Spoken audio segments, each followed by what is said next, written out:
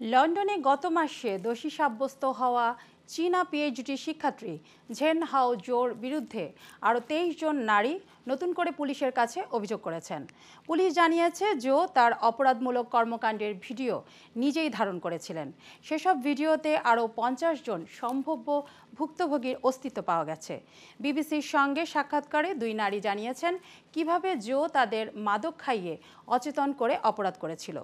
Police বলছে জোর অপরাধমূলক কর্মকাণ্ডের পরিধি আরও বড় হতে পারে। ভুক্তভোগীদের এ বিষয়ে পুলিশকে তথ্য দিয়ে সহায়তা করার আহ্বান জানানো হয়েছে। জোর শাস্তি ঘোষণা করা হবে জুন মাসে।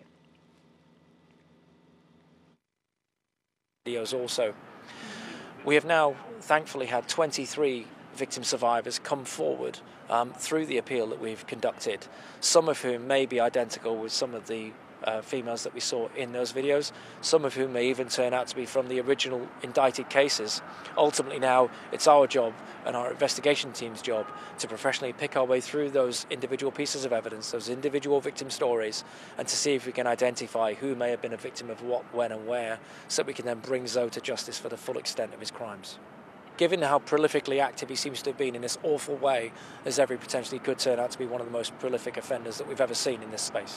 We may never truly fully understand the extent of this man's offending precisely because people who he has targeted may not remember fully what has happened to them, which is why, again, we need to be as open-minded as we can, be as far-reaching in our appeal as we can to bring as many people forward so we can